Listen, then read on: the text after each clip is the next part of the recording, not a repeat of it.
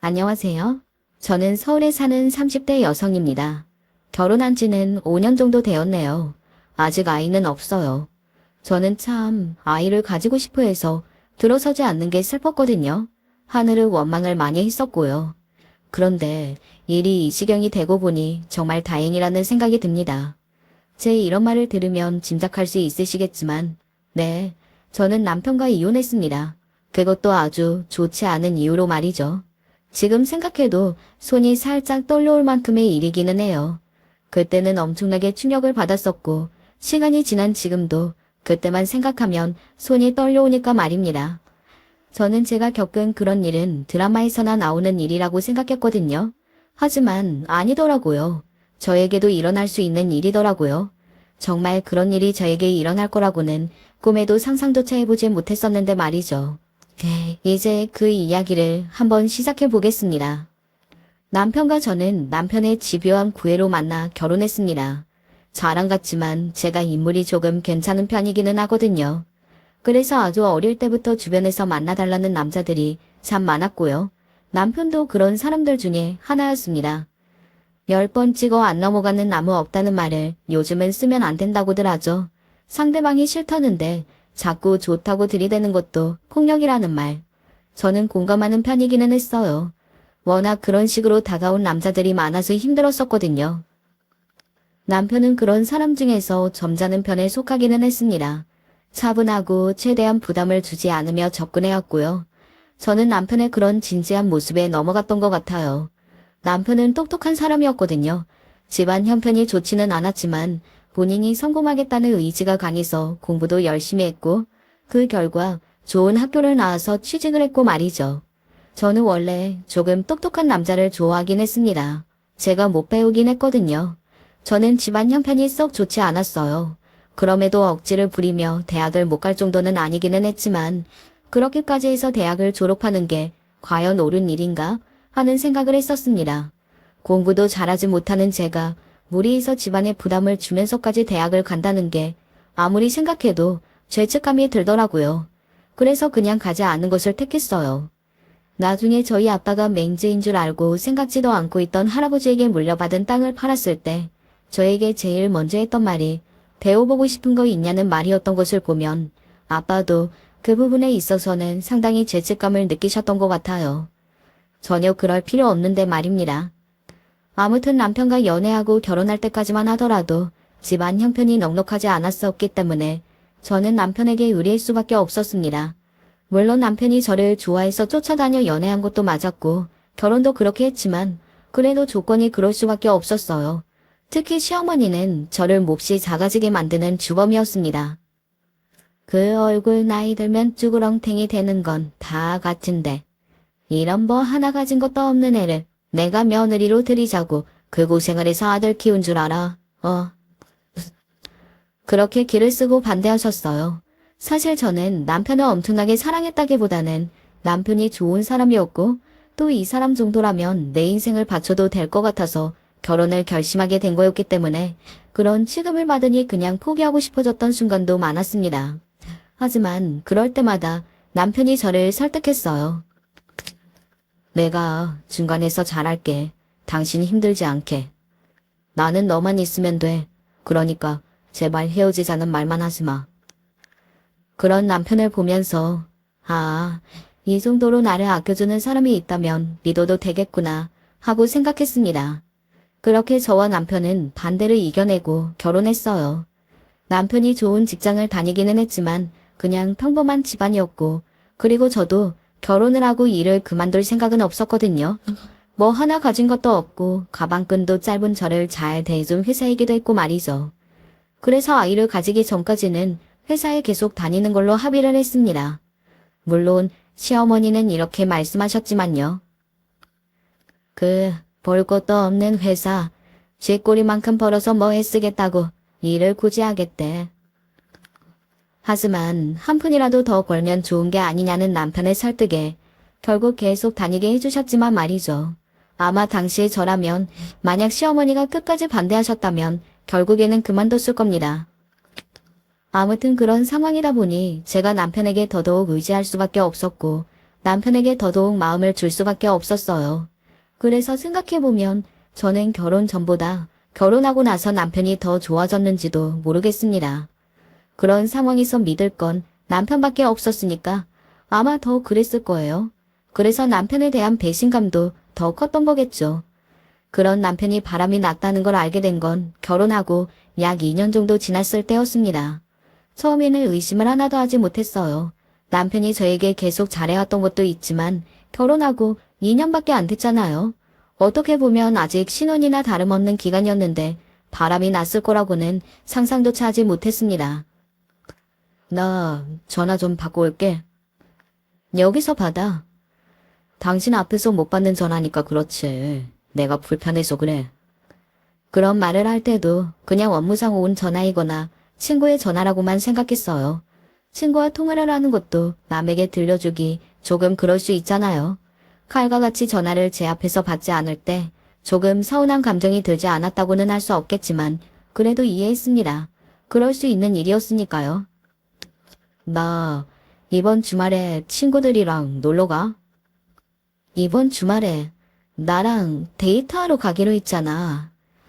처음 남편에게 이상함을 느낀 건 바로 그때였던 것 같아요. 그때 저는 평일에 일을 하고 퇴근을 3일 정도는 시댁으로 했었거든요. 시댁에서 뭐 좀 가져가라, 뭐 좀 해달라, 저를 부려먹을 궁리만 하던 때라 퇴근을 거의 시댁으로 했었습니다. 그 때문에 남편과는 둘이 지낼 시간도 없었고요. 그래서 그 주 주말에 어디 근교에 데이트나 가자고 남편이 먼저 이야기했었어요. 저는 그래서 그 주말만 바라보고 있던 상태였고요. 아, 맞다. 미안. 그거 다음 주에 가자. 다음 주에 시댁에 집안 행사하고 있잖아. 그랬지? 그냥 자기가 친구들한테 미루자고 하면 안 되는 거야?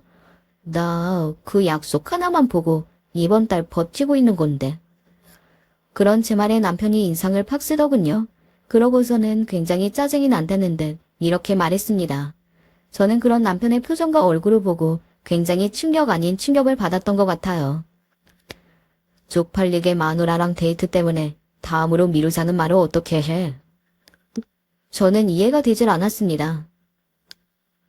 그게 쪽팔릴 일이야? 남자들끼리는 그래. 마누라한테 붙잡혀 산다고 엄청나게 꼽준단 말이야. 내가 당신이랑 데이트하는 그날만 바라보고 견뎠다는데 친구들한테 잠시 부끄러운 것도 못 보죠? 내가 당신한테 그 정도밖에 안 돼. 그게 왜 부끄러운 일인지도 이해하지 못했지만 설사 그렇다고 한들 자기 어머니 때문에 그 고생을 하고 스트레스를 받으면서 몇 달을 그날만 바라본 아내가 그렇게 이야기하면 당연히 취소해야 하는 거 아니냐고요.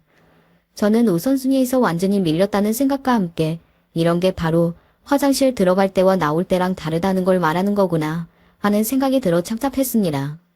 이렇게 빨리 사람이 변할 수도 있구나 싶었고요. 그런데 그게 다가 아니었더라고요. 지금 어디야? 더 늦어?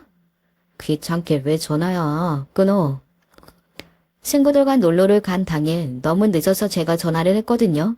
그런데 남편이 귀찮다고 그냥 그렇게 끊어버리더라고요. 그런데 전화가 끊기기 직전 휴대폰 너머로 이런 말이 들렸습니다. 저는 아직도 그 말을 잊을 수가 없어요. 자기 와이프 하는 말입니다. 여자의 목소리라는 것도 그리고 그 여자가 남편에게 자기라고 부르는 것도 모두가 다 엄청난 충격이었어요. 누군가가 제 머리를 돌덩이로 한 대 치고 간 것 같은 기분이 들었습니다. 한동안 멍하게 앉아서 생각만 했던 것 같아요. 지금 이게 무슨 상황인지, 그리고 현실이 맞는지, 뭐 그런 생각 말입니다. 그런데 꿈이 아니었습니다. 현실이더라고요. 언제 잠들었는지 소파에서 자고 깼는데 남편은 새벽이 되어서도 들어오지 않았더군요. 그때 깨달았습니다. 이 인간이 바람이 난 거구나. 저는 사람이 사람에게 그 정도의 배신을 느낄 수 있다는 걸 그날 처음 알았던 것 같아요. 정말 온몸이 떨리고 눈물이 생각할 틈도 없이 줄줄 나오더라고요. 정말로 믿고 의지했던 사람이라 그 배신감이 정말이지 엄청났습니다. 새벽에 잠이 깨서 다시 잠들 수 없었어요. 남편이 들어올 때까지 그 자리에 앉아서 남편을 기다렸습니다. 아유, 깜짝이야. 뭐야? 안 자은 거야? 아침 일찍 들어온 남편이 소파에 앉아있는 저를 보고 기겁을 하면서 그렇게 묻더군요. 그리고 질린다는 얼굴로 고개를 저었습니다. 소름 돋게 거기서 왜 그러고 앉아있어? 당신 진짜 가끔 되게 질리는 거 알아? 적반하장도 유분수지.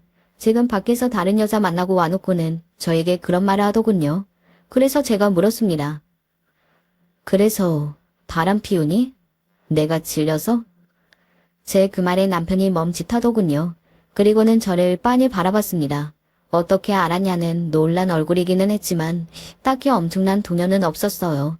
마치 언제 알아도 상관없어 보였던 사람 같았습니다. 그리고 그 예상은 정확히 맞았고요. 어떻게 알았어? 담담하게 그렇게 말하는 남편은 순개의 의지도 생각도 하나도 없어 보였습니다. 그런 남편을 보고 있자니 화가 나다 못해 기가 차더라고요. 지금 그게 중요해? 뭐 그게 그렇게 중요한 건 아니지. 그래서 뭐 어쩌자고? 이혼하자고? 뭐 이혼해. 나는 어차피 그럴 생각이었어. 남편의 입에서 나오는 모든 말들이 충격 그 자체였습니다. 울면서 죽을 죄를 지었다고 사과해도 부족할 판에 지금 덤덤한 얼굴로 그래서 어쩌자고? 라고 묻는 저 사람이 제가 알던 그 사람이 맞는 건지 하는 생각이 들더라고요. 저도 모르게 이런 질문이 나왔어요. 당신, 왜 그래? 제 그 질문에 남편이 저를 빤히 바라봤습니다. 저는 계속해서 말을 이었어요. 당신 원래 이런 사람 아니었잖아. 당신 대체 왜 이래? 내가 그러면 어떤 사람이었는데? 어차피 나는 이제 당신한테 마음 떴고 다른 여자를 사랑하고 있는 것도 맞고 이제 결혼 2년밖에 안 됐는데 벌써 이렇게 된 건 정말 미안하게 생각하고 있어. 하지만 사랑이라는 게 내가 어떻게 할 수 있는 감정도 아니고. 아니, 뭐가 이렇게 당당하냐고. 제가 울분에 가득 차서 그렇게 소리 지르며 울었습니다.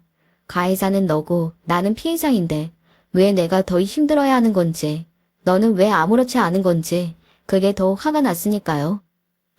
그러면 뭐 울고불고 하면서 미안해 라고 하기라도 하라고? 근데 그러면 뭐 해? 어차피 달라진 건 없고. 그리고 나는 당신한테 안 미안한데? 뭐? 안 미안해? 안 미안해. 다른 사람 사랑하게 된 건 내가 의도한 것도 아니고, 그리고 사랑이 죄도 아니고, 결정적으로 나를 이렇게 만든 건 당신이니까. 그 말에 눈물이 날 만큼 억울했습니다. 저는 어떻게든 잘 지내보려고 그 힘들고 모욕적인 시집살이도 다 참아가며 견디고 있었는데 자기를 이렇게 만든 건 다름 아닌 저라니요. 매일 집에도 없는 아내, 그리고 어쩌다 집에서 마주치면 우리 엄마 욕만 하는 아내. 내가 그런 여자한테 무슨 감정을 더 느껴야 하니? 있던 사랑도 식겠다. 그건 당신 어머니가 내가 적당히 알아서 잘 끊으라고 했잖아. 그리고 그럴 수 없으면 나한테 그 한풀이는 그만했어야지. 나까지 왜 힘들게 하냐고. 남편이 저에게 그런 말을 했을 때 그때 어쩌면 끝내는 게 맞았을 수도 있다는 생각이 지금은 드네요. 하지만 저는 그러지 못했습니다. 남편에게 분노했고 남편에게 배신감을 느꼈고 그리고 굉장히 크게 실망도 했지만 저는 결국 남편을 붙잡고 매달렸어요. 나는 이혼은 못해. 왜 못해? 나는 이제 너 사랑 안 하는데? 이런 껍데기랑 살아서 뭐해? 나는 당신이 돌아올 거라고 믿어.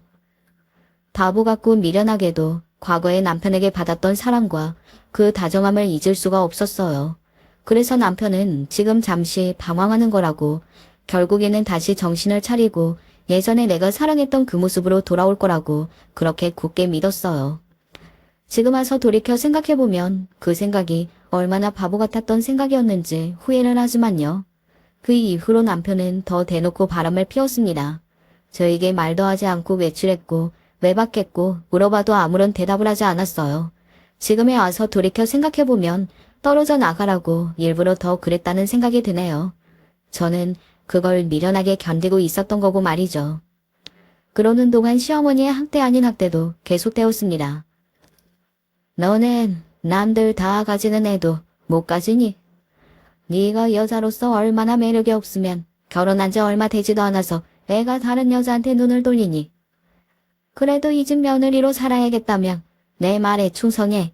알겠어? 그런 것도 봐주는 며느리와 아내가 되고 나니 그 두 사람은 점점 더 저를 막대했습니다. 뭐 어느 정도는 제가 자처한 부분이 있다고 생각해요. 그래서 반성하고 있습니다. 그렇게 살지 않고 제대로 매운맛을 처음부터 보여줬어야 했는데 하면서요. 남편이 한 여자만 만난 건 아니었어요. 저에게 처음 걸렸던 그 여자에서 결정적으로 이혼하게 된 그 사건에 속해 있던 상간녀까지는 3명 정도가 더 있었습니다. 남편은 굉장히 실증을 잘 느끼는 사람이었더라고요. 그리고 금방 사랑에 빠지는 사람이었고요.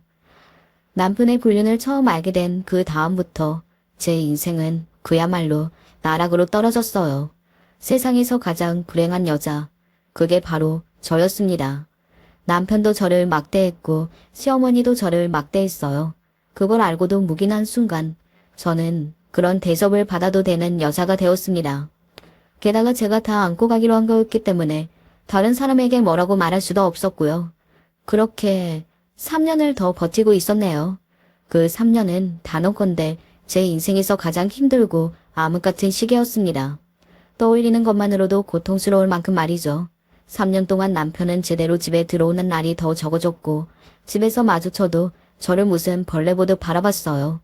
남편이 저를 그렇게 대하니 당연히 시어머니의 횡포는 더더욱 심해졌고 말이죠.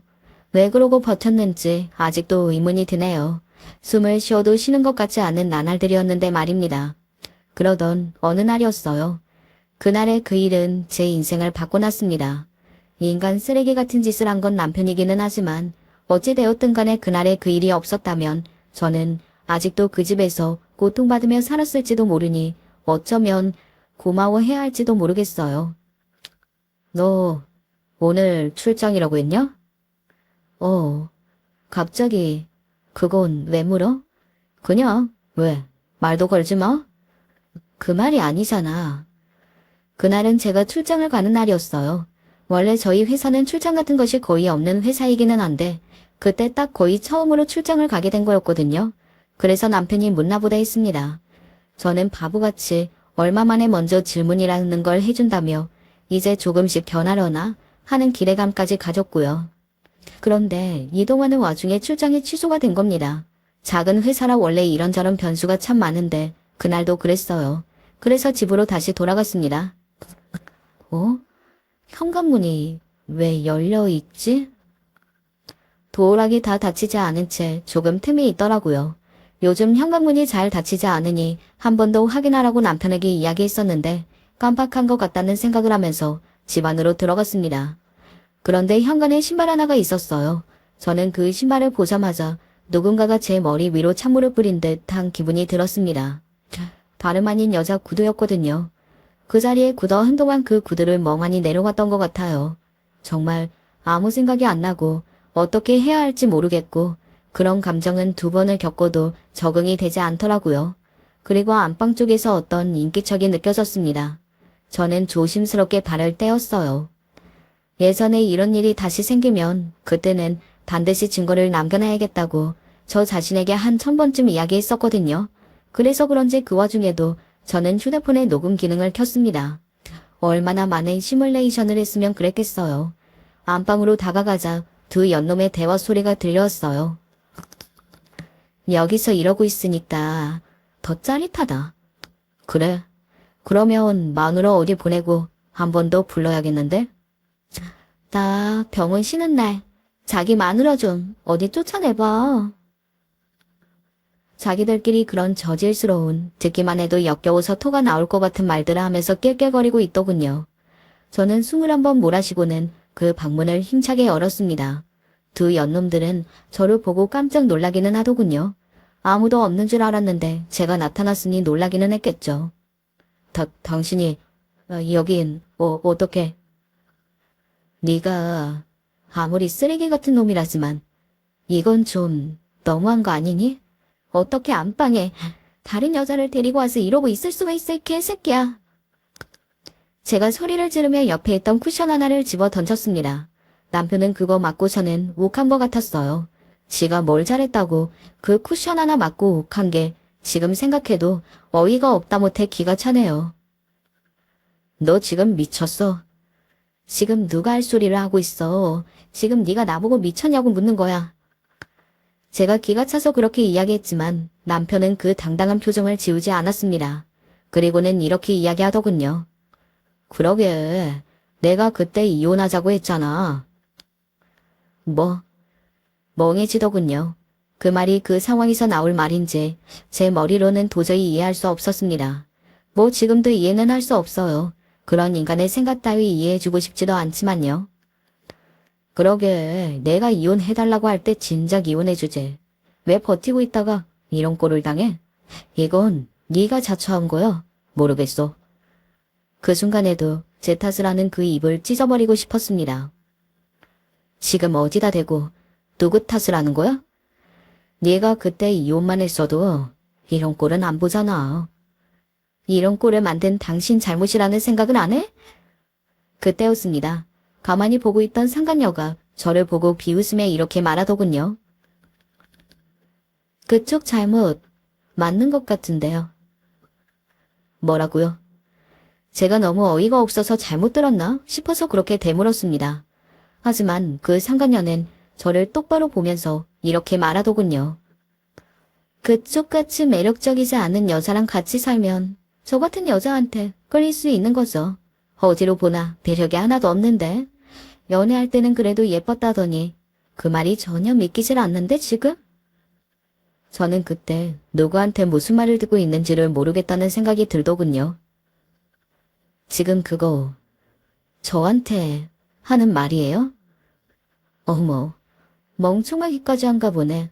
여기 그러면 누가 또 있어요? 입이 떡 벌어지더군요. 하긴 인격이 그렇게 바닥이어야 그런 짓도 할 수 있는 거였겠지만 말입니다. 아니, 제가 지금 너무 어이가 없어서요. 상간녀가 본처한테 보이는 장면에 걸렸는데 이렇게 당당한 게. 아, 그 정도 되는 쓰레기라 이런 짓도 뻔뻔하게 할 수 있는 건가? 뭐라고요? 왜요? 제가 한 말 중에 틀린 말 있어요. 그렇게 되고 보니 오히려 이성이 확 생기는 느낌이었습니다. 제가 그렇게 말하며 상간녀를 빤히 바라보자 상간녀도 욱한 모양이기는 했어요. 하지만 더 이상 아무 말을 하지 않더군요. 제 말에 틀린 게 하나도 없었으니까요. 저는 그런 상간녀를 조용히 바라보다가 남편을 향해 말했습니다. 그래, 네 소원대로 이혼해줄게. 그런데 내 방식대로 할 거야. 뭐? 그렇게 물을 필요 없어. 지금부터 너랑 지금 옆에 계시는 상간녀분은 제가 하는 대로 당하기만 하면 되시는 거예요. 아시겠어요? 그리고는 그 집을 나왔습니다. 길거리를 걸으면서 사연이 한 100개쯤 있는 여자처럼 펑펑 울었어요. 그리고 친정으로 갔습니다. 앞서 이야기했지만 저희 아빠가 맹지인 줄 알았던 땅에 엄청 올라서 땅 부자가 되었다고 했잖아요. 그래서 친정은 이사를 했거든요. 그 전에 집보다 거의 3배는 큰 집이었습니다.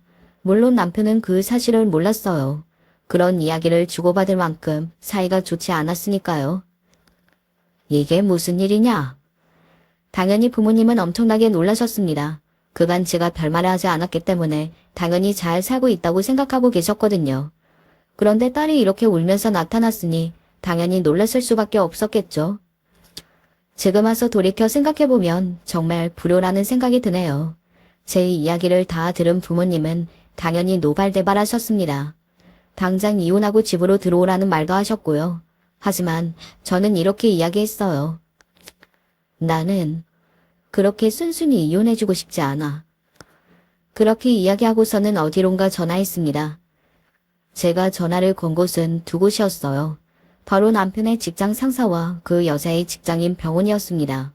남편과의 대화를 미루어 봤을 때 병원에서 일한다는 것쯤은 짐작할 수 있었는데 나오면서 거실에 있던 그 여자의 지갑을 열어봤거든요. 그곳에서 명함을 발견했고요. 의사였습니다. 제가 김진명 씨 부인 되는 사람인데요. 제 남편이 바람이 나서요.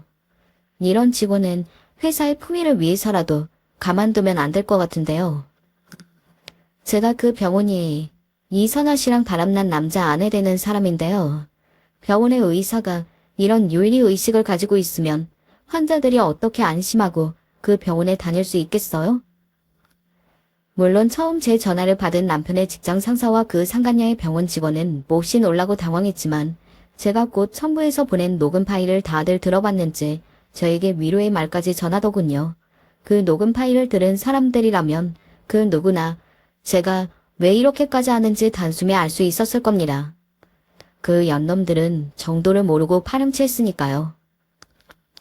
당연히 남편의 직장과 그 상간녀의 병원은 그야말로 뒤집어졌습니다. 그런 소문은 원래 순식간에 퍼지잖아요. 게다가 굉장히 자극적인 내용이 담긴 음성까지 보냈으니 더더욱 뒤집어질만 하기는 했어요. 남편과 그 상간녀는 회사에서 쓰레기만도 못한 인간들이 되었습니다.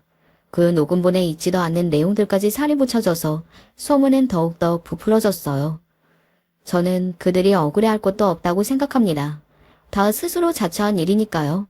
하지만 그들은 억울해했어요. 내가 지금 천하의 개쓰레기 같은 년이 됐는데? 맞잖아요. 천하의 개쓰레기 같은 년. 분리수거도 안 되는. 뭐라고요? 왜요? 유부남이랑 불륜하면서 그것도 본초 출장 간 사이에 안방을 떡 차지하고 누워서는 이게 더 짜릿하네 어쩌네 하신 양반이 설마 본인이 쓰레기가 아니라고 생각하신 건 아니죠? 그건 너무 양심이 없는데. 저는 일부러 크게 이야기했어요. 주위의 모든 사람이 다 듣도록 말이죠. 그리고 제 이야기를 들은 주변 사람들이 웅성거리는 게 느껴졌습니다. 뭐 저런 여자가 다 있어. 미친 거 아니야? 하는 말들 말이죠. 그리고 그 상간녀도 그 말을 들은 건지 얼굴이 점점 더 시뻘개지더군요. 그리고는 저를 향해 이렇게 말했습니다. 내가 당신 명예훼손으로 고소할 거야. 제가 그런 상간녀를 보고 픽 웃었어요. 정말 저도 모르게 나온 웃음이었습니다. 웃어? 명예훼손으로 고소? 해보세요. 내가 당신 명예를 얼마나 훼손했는지 구석구석 하나하나 법정에서 만천하에 다 공개하면서 이야기해봅시다. 나는 또 항소하고 또 항소할 거예요. 당신들 아는 모든 사람들, 그리고 당신이 알게 될 모든 사람들이 당신이 저지른 일들을 다 알 수 있도록. 제 그 이야기를 들은 상간녀의 얼굴이 새하얗게 질리더군요. 그런 배짱도 없이 어떻게 그렇게 뻔뻔한 짓을 할 수 있었던 건지 정말 이해가 되질 않네요. 그리고 그 상간녀는 어느 순간 저에게 더 이상 연락을 해오지 않았습니다. 병원도 그만뒀다고 하더군요. 그리고 명예훼손으로 고소를 하지도 않았고요. 본인도 더 이상 소문이 퍼지는 건 싫었던 겁니다. 듣기로는 아버지한테 머리채로 엄청나게 잡혔다던데? 그 집안이 명예 이런 걸 조금 중요하게 생각하는 집안이었나 봐. 아버지 채면 다 깎아먹었다고 카드도 끊고 머리채도 잡히고 아무튼 그랬다나 봐. 물론 더 하라면 더 할 수 있었겠지만 제가 복수를 할 진정한 대상은 그 상간녀가 아니라 바로 제 남편이었으니 더 거기서 하지 않았습니다. 그러면 이제 제가 제 남편에게 했던 복수를 본격적으로 이야기해볼게요. 남편은 회사의 중요한 업무에서 배제되기 시작했습니다. 그러다 인사발령이 완전 한적한 부서로 났다고 하더군요. 왜 그런 거 있잖아요. 자르고 싶은데 해고를 할 수 없을 때 그런 식으로 해고를 유도하는 거. 흔하게 볼 수 있는 방법이죠. 너 때문에 이게 다 뭐야? 이게 다 왜 나 때문이야? 당신이 그런 짓만 안 했어도 이런 일은 일어나지 않았어. 왜 집안 문제를 만천하에 까발리는 건데? 내가 내 집안 문제 까발리던 말던 꼬우면 억울하면 고소해. 사실 남편에게는 고소당할 생각까지 하고 일을 벌인 거긴 했어요. 그리고 나중에 처벌받게 된다면 벌금을 어느 정도 내야 하는지 사전 조사까지 다 마친 상황이었습니다. 아빠가 본인이 비싼 변호사를 선임할 테니 걱정하지 말고 너 하고 싶은 대로 성이 풀릴 만큼 다 하라고 이야기해 주셔서 그게 마음에 큰 짐을 던 이유이기도 했고요. 그리고 동시에 남편에게 이혼 소송을 진행했거든요. 너는 주제들 모르고 네 입에서 먼저 이혼 이야기가 나왔단 말이냐. 그 미친놈이 바람을 몇 번이나 피웠는 줄 아세요? 감히 내 아들을 보고 미친놈이라니. 그리고 너 같은 걸 마누라라고 두고 있으면 세상 어느 누가 딴 눈을 반팔아? 그래서 지금 이것도 제 잘못이라는 거예요? 그래, 네 잘못이지. 봐드리려고 했는데 안 되겠네요. 제 그 말에 시어머니는 지금 무슨 소리를 하냐는 듯한 얼굴로 저를 바라봤습니다. 그런 시어머니를 향해 녹음본 하나를 들려줬어요. 평범하게 저를 학대하던 어느 날의 기록이었습니다. 이 대먹지 못한 년아, 너는 대체 할 줄 아는 게 뭐야? 너같이 그지 같은 년을 내가 며느리라고 들이게 될 줄은 정말 꿈에도 상상조차 못했다. 나가 죽어. 너 같은 며느리는 없어도 그만이다. 차라리 뒤지고 새 며느리 보는 편이 나을 것 같으니까 나가 죽으라고. 아마 시어머니도 녹음된 자신의 목소리를 그런 식으로 듣는 건 굉장히 새삼스럽기는 했을 겁니다. 분명 본인이 다 한 말인데 마치 다른 사람이 한 말인 양 듣고 있더라고요. 그러다 움찔 놀라기는 했어요. 흉하게 이런 걸 다 녹음해놓고 있었단 말이야? 그래서 이걸로 뭐 하려고? 어디에 이야기라도 하려고? 그래, 해라 해. 저는 그런 시어머니를 가만히 보다가 이렇게 말했습니다. 고소할 거예요. 라고 말이죠. 시어머니는 그런 저를 보고 눈을 동그랗게 뜨더군요. 그런 말이 제 입에서 나올 거라고는 한 번도 상상하지 못했던 사람처럼 말이죠. 뭐래. 고소요. 수년간 며느리를 학대한 시어머니로 기사까지 나게 해드릴게요. 소문나도 상관없다고 하셨죠. 진짜 어머니라 아는 모든 사람이 이 대화 내용을 다 들을 수 있게 해드릴게요. 저 진짜 한다면 하는 사람이거든요. 너 지금 말 다 했니? 덜했어요. 제가 느꼈던 감정, 어머님이 다 느끼실 수 있게 해드릴게요. 절망, 분노, 이런 거 다요. 시어머니는 제 단호함에 꽤 놀란 사람처럼 입을 벌리고 서서 한동안 아무 말도 못했습니다. 하지만 애써 제가 말뿐이라고 생각하려고 노력하는 듯 했어요. 그래도 설마 고소까지 할까 하면서 떠보듯 물어보더군요. 고소, 그거 아무나 하는 거 아니다. 네가 돈이 어딨고 백이 어디 있어서 고소를 해서 나를 골로 보낼 수 있다고 생각하는 거니? 주제를 몰라도 너무 모르는구나. 주제를 모르는 건 지금 어머님이시겠죠? 시어머니 또한 저희 아빠가 갑자기 벼락을 맞듯 부자가 된 걸 전혀 몰랐거든요. 그런 시어머니에게 말했습니다. 저희 아버지가 가지고 있던 땅이 갑자기 엄청나게 많이 올랐지 뭐예요. 그래서 지금 굉장한 현금 부자가 됐거든요. 뭘 하고 싶냐고 물으셔서 이 집안에 복수하고 싶다고 했더니 제일 비싼 변호사 선임해 주시겠대요. 그러니까 어머님, 이제는 겁을 좀 내세요. 네. 그런 즈 말에 시어머니는 믿을 수가 없다는 듯 저를 바라봤고 저는 돌아서 나왔습니다. 뒤로 저를 부르는 듯한 소리가 들려왔지만 돌아보지 않았어요. 그리고 얼마 지나지 않아 남편에게 연락이 왔습니다. 만나자고 하더군요. 하지만 저는 남편을 만나고 싶지 않았기 때문에 거절했어요. 그랬더니 집 앞으로 찾아오더군요. 우리 집은 어떻게 알았어? 좀만 물어보니까 알려주던데 왜 이야기 안 했어? 남편이 휘황찬란한 아파트를 올려다보며 물었습니다. 아빠가 부자가 된 걸 왜 알려주지 않았냐는 말이었겠죠. 왜? 우리 아빠가 부자가 된 걸 당신한테 알려주면 뭐가 좀 달라지니? 제 말에 남편은 아무 말도 하지 않고 가만히 서서 저를 바라보더군요. 그래서 달라질 거였으면 더도 너랑 잘 헤어졌네. 아니, 부부 사이에 그런 것도 이야기를 안 하는 게 어딨어. 너랑 내가 부부였니? 정말이지 기가 차서 물었습니다. 저는 남편의 첫 바람 이후로 단 한 번도 저랑 남편이 부부 사이라고 생각해보지 못했거든요. 서로의 인상을 단 하나도 고려하지 않고 대화도 없으면 다른 여자만 주구장창 만나는 그런 사이가 어떻게 부부 사이라고 할 수 있겠어요? 그래도 그런 이야기는 해야지. 왜 해야 하는데? 제 그 말에는 남편은 아무 말을 하지를 못하더군요. 남편은 그런 저를 잠시 바라보다가 한숨을 쉬며 이렇게 말했습니다. 내가 미안하다. 저는 남편을 그래서 뭐 어쩌라고 하는 눈으로 바라봤어요. 그리고 남편의 입에서 나온 다음 말에 굉장한 충격을 받았습니다.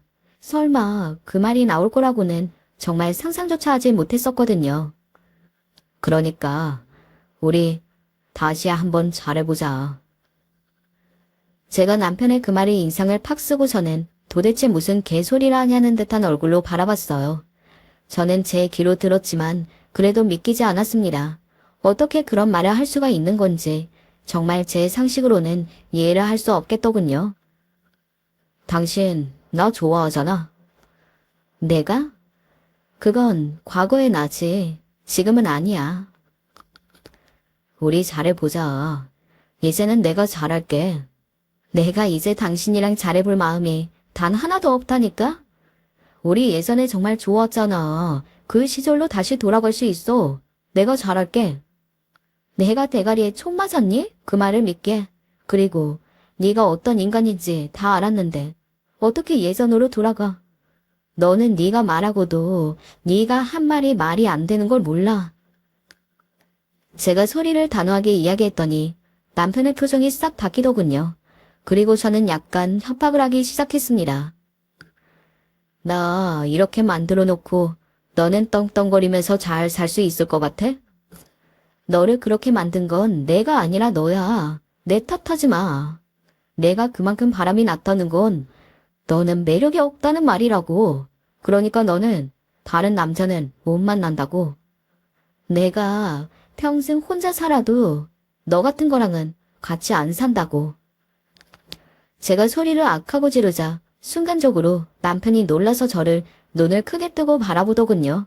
제 그런 모습은 처음 보는 거였을 테니 많이 놀라기는 했을 겁니다. 아무튼 그렇게 그날은 남편이 돌아갔어요. 그리고 얼마 지나지 않아 남편 쪽에서 합의를 하자고 연락이 왔습니다. 소송까지 가면 자신이 굉장히 불리하다는 걸 변호사를 통해 들은 모양이었어요. 그리고 합의를 하러 온 자리에서 시어머니도 함께 나왔습니다. 내가 잘못했다. 그러니 고소만은 하지 말아다오. 시어머니가 숙이고 들어오더군요. 자신이 잘못했다고 고소만은 하지 말아달라고 말입니다. 뭐 사실 진지하게 고소할 생각은 없기는 했어요. 그냥 제가 그렇게 이야기하고 겁을 먹은 시어머니를 보고 싶었을 뿐입니다. 그리고 사과를 듣고 싶었고요. 두 분 다 저에게 약속 하나만 하시고 그 약속을 각서로 쓰시면 합의 드릴게요. 고소도 안 하고. 하실 수 있겠어요? 제 그 말에 시어머니는 얼른 고개를 끄덕였고 남편은 무슨 이야기라 하려고 그러느냐는 듯 저를 바라보더군요. 저는 그런 남편을 보며 말했습니다. 다시는 찾아오지 않고 다시는 귀찮게 하지 않겠다고 각서 쓰세요. 두 분 모두. 그래 지금 쓰마. 시어머니는 바로 쓰겠다고 했지만 남편은 대답하지 않고 저를 빤히 바라봤습니다. 저는 그런 남편을 향해 왜? 하는 얼굴로 가만히 쳐다봤고요. 그렇게까지 해야겠어? 사람의 인연이라는 게 어떻게 될지 모르는 건데. 너랑 내가 인연 같니? 악연이지? 내가 죽을 때까지 혼자 사는 한이 있어도 너 같은 거랑은 다시는 안 만난다고 했지? 너 같으면 바람을 한 번도 아니고 5번씩이나 피우고 안방에 상간녀 데려와서는 그 짓을 한 남편이랑 다시 얼굴 마주하고 싶겠니? 말이 되는 소리를 좀 해. 생각이 있니 없니? 남편은 제 말에 아무 말도 하지 않더니 알겠다고 고개를 끄덕이더군요. 각서를 다 쓰고 사인을 하기 직전에 잠시 망설이던 남편에게 마지막으로 한마디를 했습니다. 거기 지금 사인 안 하면 나 진짜 이 고소 끝까지 간다. 하고 말이죠. 남편은 그제야 포기를 한 듯 사인을 하더군요. 그렇게 남편과 저는 이혼했습니다. 이 이야기의 끝이 여기였다면 정말 좋았겠지만 그러지 않았어요. 저도 그 뒤로 또 그런 일이 있을 거라고는 생각하지 못했거든요. 남편의 걱정과 우려와는 달리 저는 금방 만나는 남성분이 생겼습니다. 엄마가 봉사활동을 다니셨거든요. 이렇게 갑자기 잘 풀렸으니 남에게 베풀고 살아야 한다고 하시면서 말이죠. 그리고 그곳에서 어떤 남자 한 분을 만나셨어요.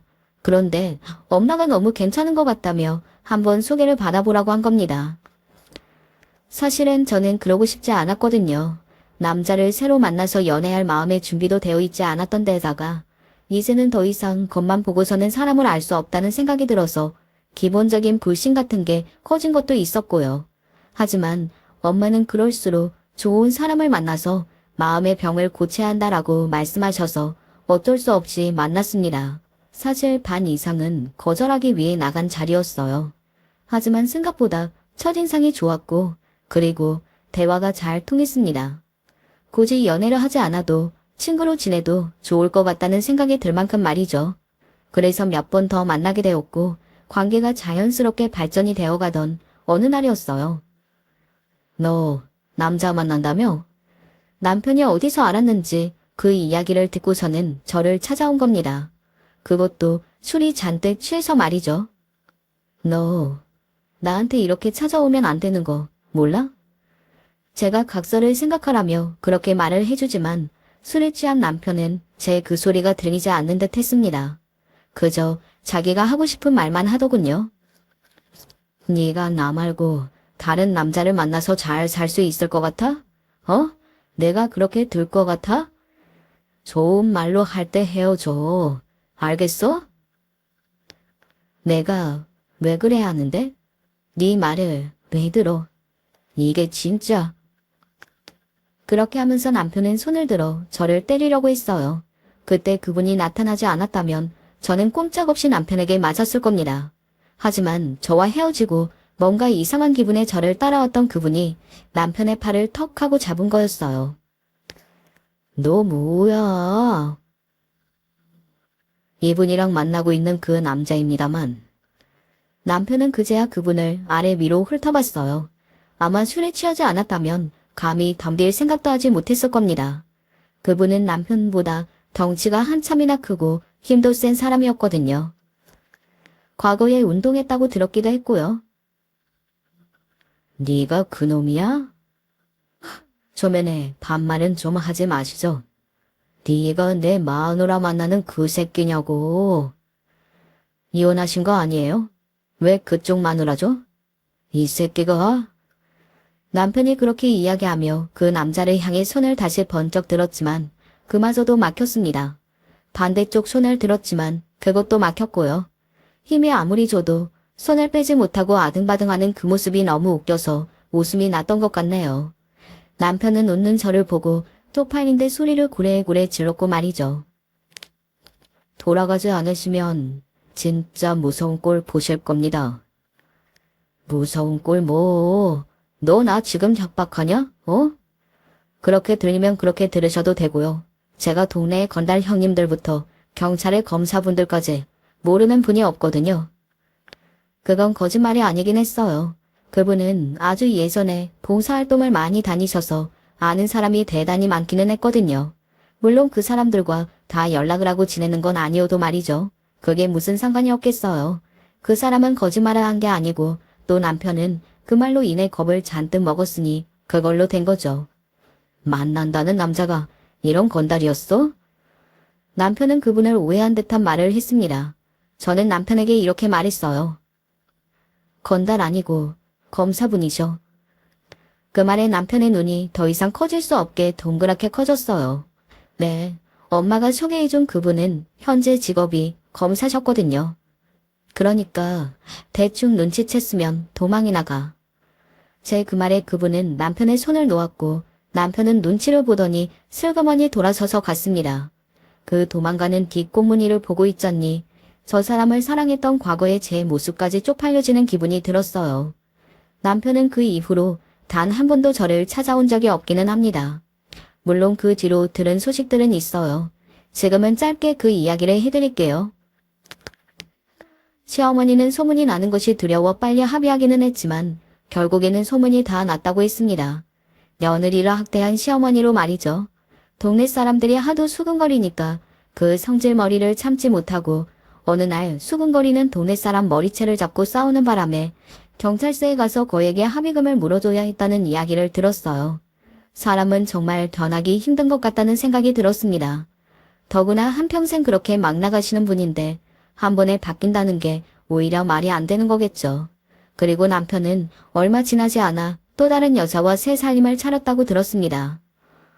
어디서 그렇게 여자를 잘 만났는지 정말 신기하다고 생각했던 것 같아요. 그리고 또 얼마 지나지 않아서 바람을 피워 또 이혼을 당했다고 하더군요. 네 전 남편은 아마 위자료 물어주다가 언젠가는 알거지 될 거다. 그 바람길을 고칠 수 없겠다면 평생 연애나 하면서 살지 왜 결혼은 하는 걸까? 그런 인간들이 또 안정적인 가정을 더럽게 원해요. 지가 나중에 늙어서 돌아갈 곳이 있어야 한다고 생각하거든. 이기적인 새끼들. 제 생각도 그런 것 같아서 고개를 끄덕였던 기억이 있네요. 아마 남편은 바뀌지 않을 겁니다. 또 어딘가에서 저같이 덜 떨어진 여자를 만나서 속여 결혼했다가 또 그렇게 이혼 당하겠죠. 지인의 말처럼 남편의 마지막은 더 이상 물어줄 위자료도 없어서 여자들이 거들떠보지도 않게 되는 게 그 끝이 아닐까 하는 생각이 들어요. 저는 그분과 잘 만나고 있습니다. 만나면 만날수록 좋은 사람이라는 생각이 들더라고요.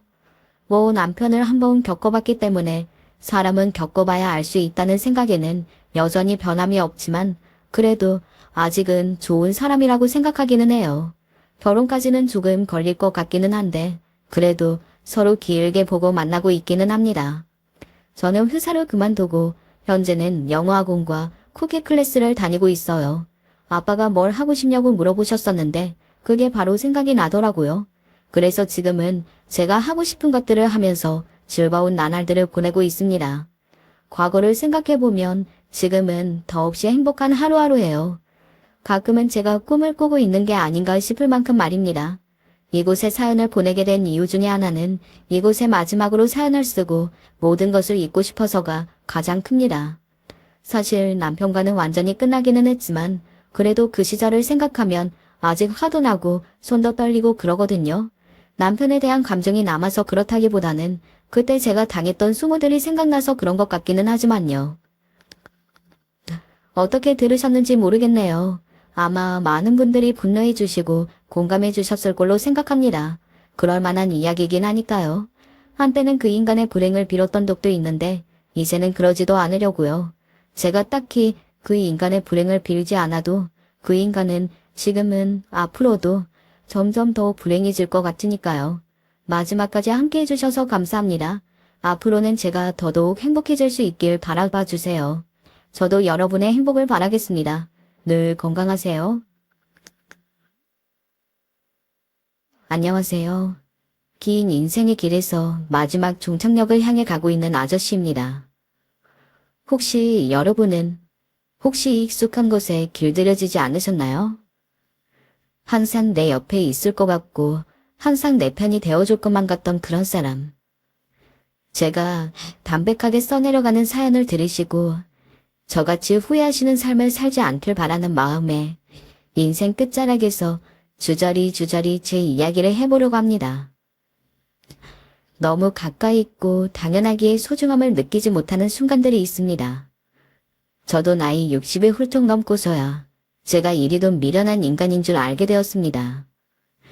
사실 젊을 적이만 해도 저는 제 잘난 맛에만 살아가는 녀석이었거든요.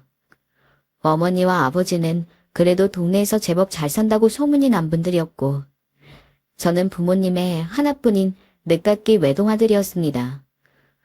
아이를 낳기 어려울 거라는 이야기에 자식을 포기하고 있었던 부모님은 기적같이 찾아온 저를 그 누구보다도 알뜰살뜰 아껴주셨습니다. 세상에서 제일 멋진 내 보물. 우스꽝스럽지만 부모님은 제 이름보다 보물이라는 애칭으로 저를 많이 부르셨습니다. 동네에서 주변 아주머니들, 아저씨들을 만날 때면 지겨울 정도로 우리 아들이에요 하며 소개하는 탓에 적어도 동네에서는 저를 모르는 사람들이 없었습니다. 그렇게 사람만 받고 자라다 보니까 자연히 무슨 일을 하더라도 나는 할 수 있지, 나는 근거 없는 자신감이 생기더라고요. 덕분에 학교 다닐 때 내내 반장, 부반장을 도맡았습니다. 그리고 교우 관계도 좋았어요. 그때까지 제 인생에 고난은 없었습니다. 하지만 제가 22살이 되었을 때 그리 크지도 않는 저희 지방으로 서울에서 예쁜 아가씨가 이사로 오게 되면서 조금의 고난을 겪었죠. 안녕하세요. 이번에 이사로 왔는데 떡 좀 드셔보세요. 아, 네. 이사 오셨다고요? 어디서? 서울에서 왔어요. 떡이 맛있으니 꼭 드세요. 그럼 종종 뵈어요. 적지 않은 수의 여자친구를 만났지만 그렇게 예쁜 여자는 처음이었습니다. 서울에서 와서 그런지 시골 여자들이랑은 다르게 기품도 있고 괜히 우아해 보이고 하는 행동거지 하나하나도 이곳과는 완전히 다른 곳에서 온 거라는 티가 풀풀 났습니다. 이번에 서울에서 왔다는 여자 진짜 예쁘지 않아? 그러니까 말이야. 나 솔직히 얼굴 보고 깜짝 놀랐잖아. 말씨도 다르고 여기 여자들이랑은 완전 다르더라니까. 서울 여자들 다 깍쟁이들일 줄 알았는데 그 여자랑 한번 데이트라도 해봤으면 소원이 없겠다. 덕분에 동네 또래 남자 녀석들과 모일 때면 서울에서 온 여자에 대한 이야기가 단골 주제로 삼아졌습니다. 다들 보는 눈은 똑같다고 제 눈에 예쁘다고 생각된 여자가 다른 녀석들 눈에 안 예뻐 보일 리 없었습니다. 또 서울이라고 하면 은근 서울 여자는 죄다 깍쟁이들밖에 없다더라 하는 풍문이 돌았기에 확인해볼 길은 없으면서도 내심 그런가 하는 마음을 한구석에 가지고 있었죠. 그러나 그 여자는 아니었습니다. 제가 도와드릴까요? 길 가다가 동네에 그 누구라도 불편을 겪고 있으면 먼저 다가가서 자기가 뭐 할 수 있는 게 없나 찾아보기도 했고 시설도 좋지 않아서 여러모로 불편할 텐데도 걔 흔한 불평 한번 한 걸 들어본 적이 없었습니다. 이 서울에서 왔다는 아가씨 어쩜 그리 예의가 바른지 아까 내가 장을 보고 오는데 저 멀리서 와서는 봉지 무겁다면서 하나를 들어주는 거 있지? 그렇게 괜찮다고 해도 도와주게 해달라면서 웃는데 너무 이쁘더라. 아이 겨우 너랑 동갑이라던데 마음 같아서는 네 짝 삼아주고 싶어서 혼났어. 아, 어머니도 참. 저희 부모님도 그 아가씨를 무척이나 마음에 들어 있습니다. 부모님까지 그렇게 칭찬 일색이시니 늘 멀리서 얼굴 정도만 힐끔대던 게 전부였는데 어느 순간부터는 저 역시 진심으로 그 여자가 궁금해지더라고요.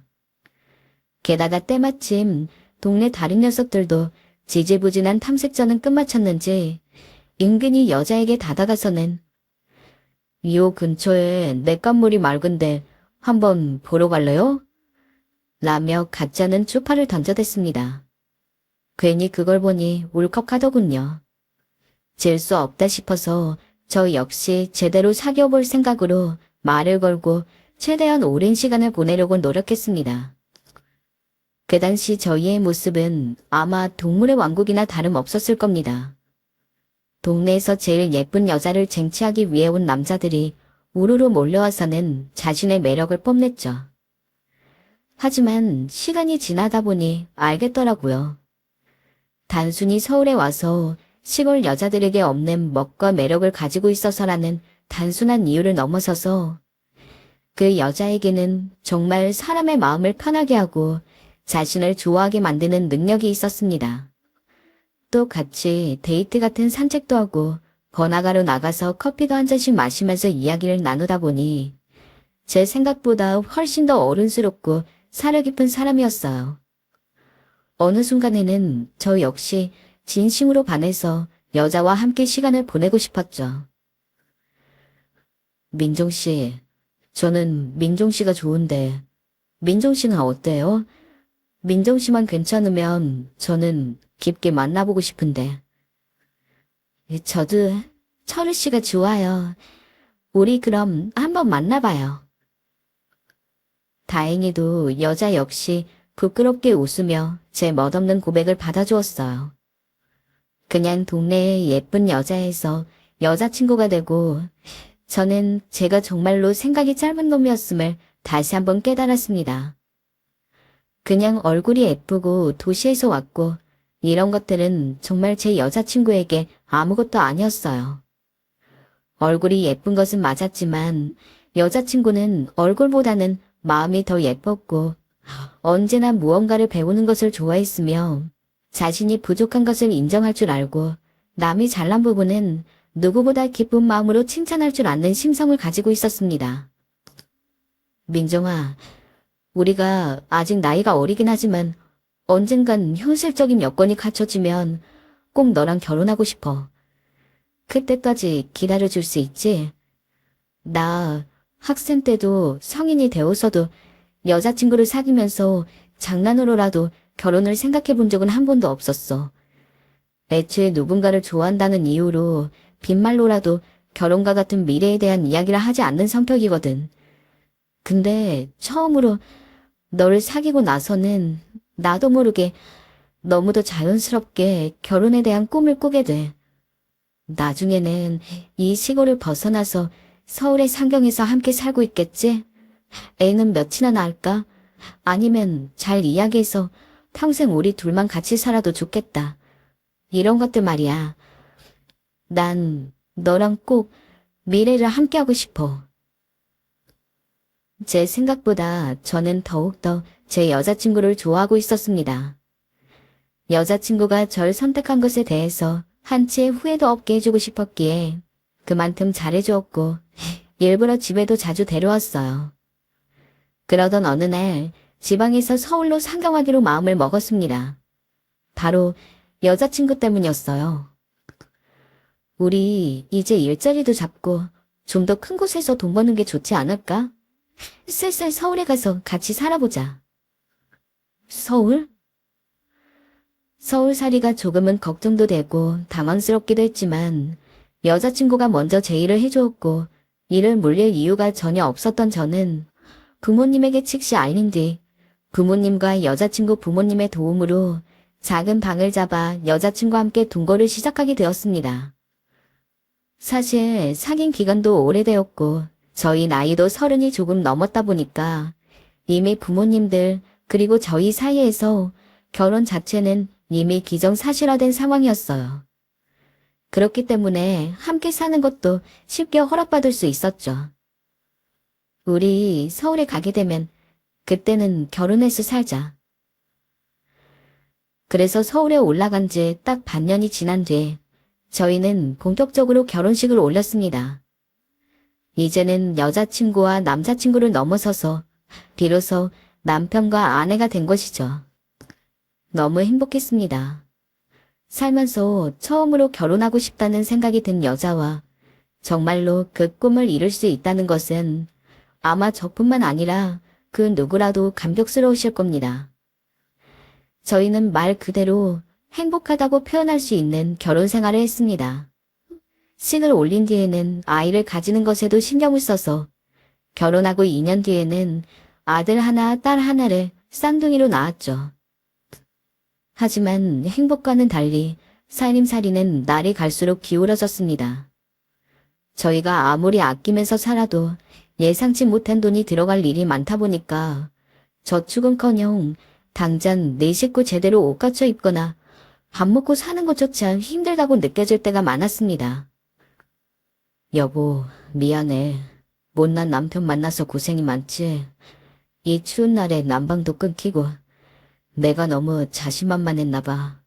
미안해. 왜 그런 말을 해, 당신. 당신이 얼마나 잘해주고 있는데 빈말이라도 그런 말 하지 마. 마음 아파. 난 오히려 내가 지금 애 때문에 돈을 못 벌고 있으니까 그게 더 미안해. 아내는 늘 좋은 말로 절 격려해 주었지만 처자식이 있는 전 속이 늘 바짝바짝 타들어갔습니다. 얼른 돈 벌어야 하는데 하는 조바심이 너무 났죠. 그러던 어느 날 때마침 친구놈 중 하나가 사업을 한다고 따로 투자금 없어도 되니 보증만 서주면 사업 성공하자마자 무조건 5천만 원을 입금해준다는 제안을 했었습니다. 정말이요? 보증만 서주면 그 큰 돈을 입금해준다고? 그래, 내가 너 힘들게 사는 거 잘 알지 않냐. 친구들 다 둘러보다가 너한테 맡기는 게 좋을 것 같다는 생각이 들더라. 이 기회에 돈 좀 모아봐. 고맙다. 정말 고마워. 내가 이 은혜를 어떻게 갚아야 할지, 나도 언젠간 잘 살게 되면 이 은혜는 꼭 갚을게. 제가 조금만 더 냉정하게 생각했다면 그게 얼마나 위험한 일인지 쉽게 알았을 겁니다. 하지만 그때 저도 정신적으로 너무 몰려 있었습니다.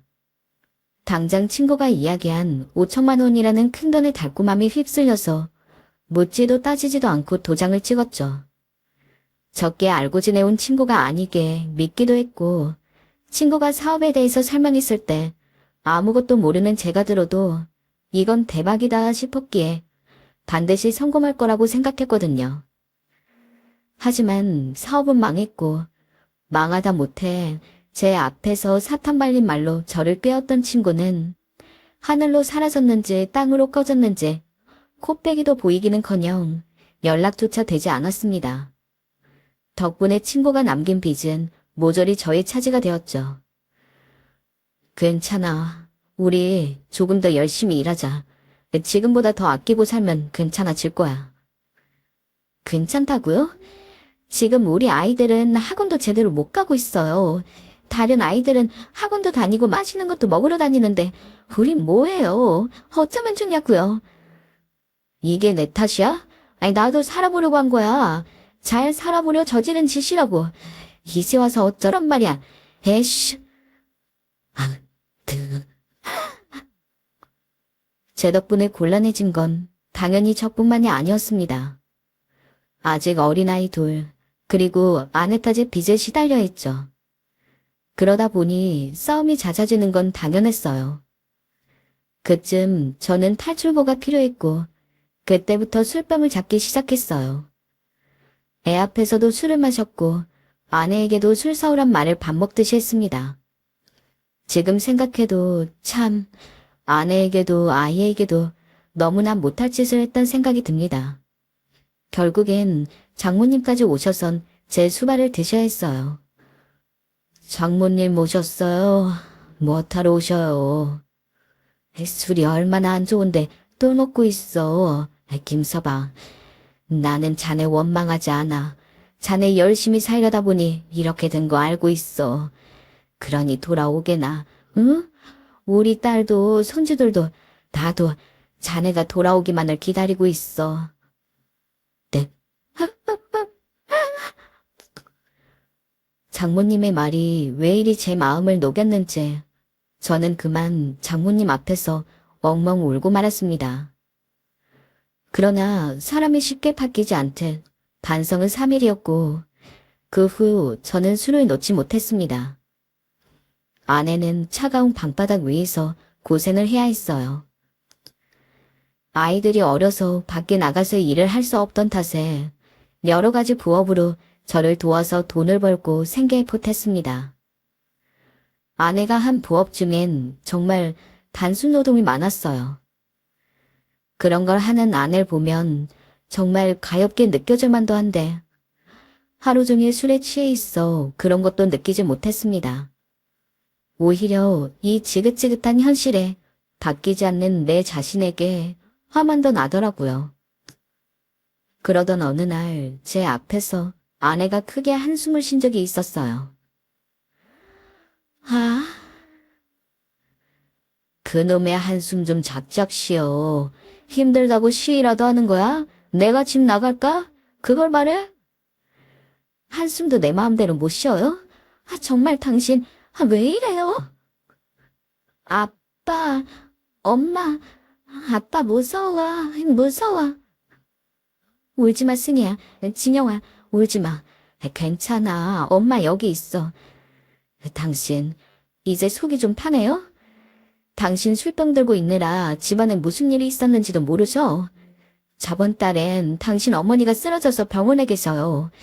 근데도 당신 어머님이 당신 걱정한다고 아무 말 하지 말래서 나는 말도 못했네요. 그리고 저번 달엔 우리 아이 아파서 응급실에 갔어요. 당신 밖에서 술 먹는 동안이라 이것도 알 수가 없었겠죠. 구급차는 안 오지 택시는 안 잡히지. 그래서 내가 중간에 아이 없고 응급실까지 뛰어갔다고요. 우리 아이 조금만 늦어도 위험할 뻔했어요. 당신만 힘들어요? 세상에 힘든 사람이 당신밖에 없냐고요. 당신이 타들어가는 내 속을 알기나 하냐고요. 그때 아내의 말에 한 대 맞은 듯한 충격이 느껴졌고 저도 모르게 눈물이 고였습니다. 전혀 알지 못했던 사실이었습니다. 우리 아이가 열이 올라 응급실에 갔던 것도, 제 어머니가 쓰러지신 것도 모두가 힘들고 어려운 상황이었지만 제게 말은 하지 못하고 안쓰럽게도 혼자 버티고 있었던 거였죠. 그 사실을 깨닫자마자 미안하다는 말이 목구멍까지 올라왔습니다만 차마 입 밖으로 내뱉지 못했습니다. 그때부턴 대화 없이 지냈지만 저는 술도 덜 먹었고 조금씩 아내 부업을 돕기 시작했어요. 아내는 내심 이런 제 변화에 조금이나마 기대를 품고 있는 듯 보였어요. 내가 이거 인형룸 붙이고 잘게. 당신은 먼저 자. 정말 괜찮겠어요? 내일 애들 학교 데려다 주긴 해야 해서. 그럼 나 너무 피곤해서 먼저 잘게요. 고마워요.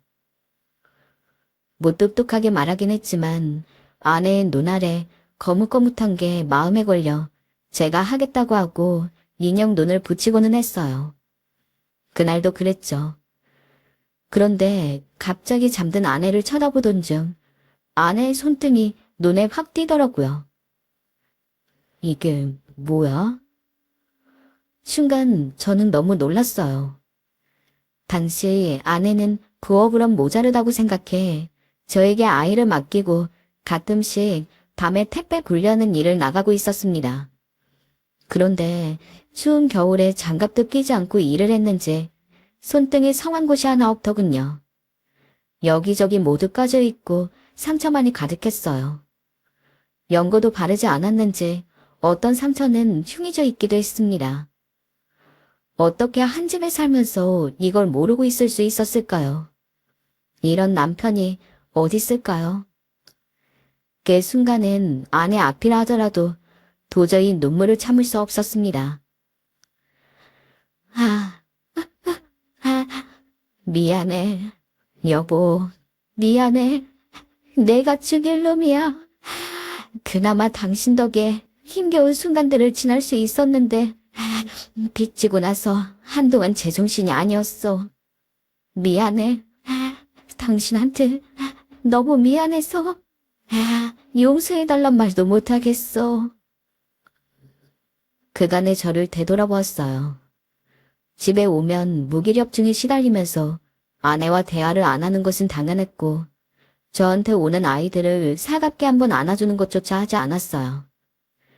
정말로 죽일 놈, 말 그대로 이혼당해도 싼 놈이었습니다. 그런데도 아내는 제게 이혼 얘기를 꺼내지 않았어요.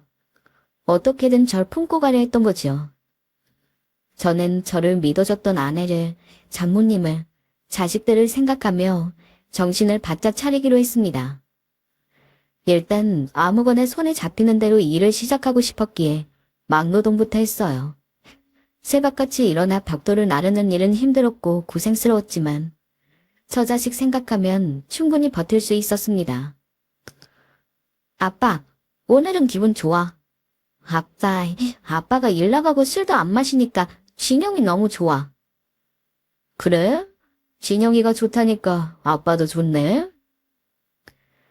일은 고되었지만 절 걱정해주는 어린 자식들의 작은 속삭임을 들으면서 이 어린 것들 학교는 하고는 보내줘야 하고 밥은 먹여야 하니 그 생각으로 버텼습니다.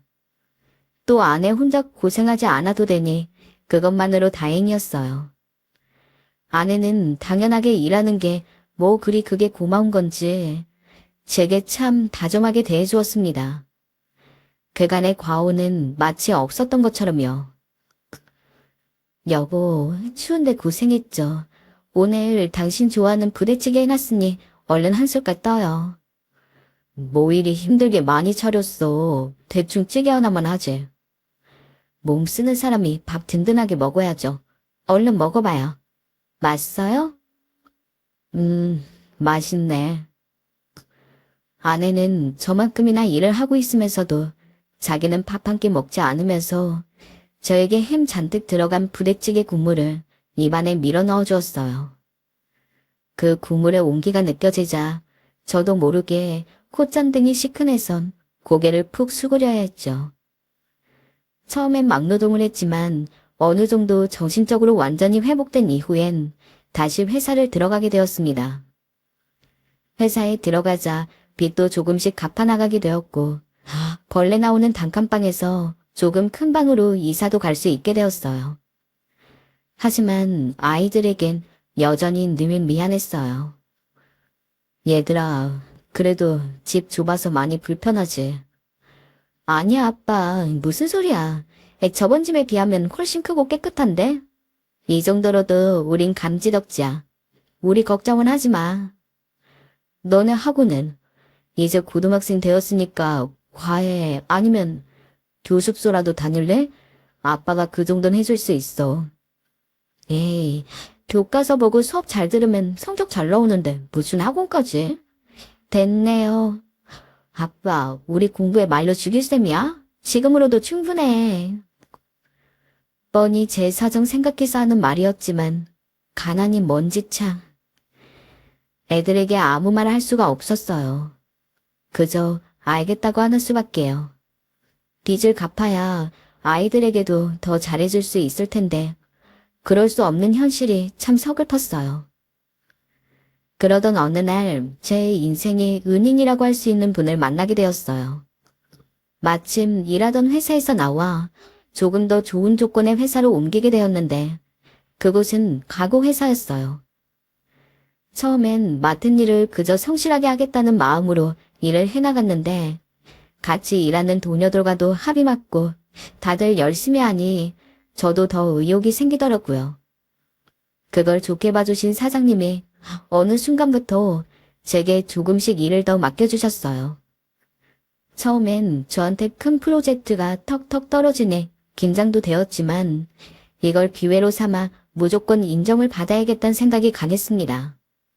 그래서 야근을 불사하며 매일같이 일에 열중했고 그에 따라 연봉 인상도 굉장히 빠르게 진행되었어요.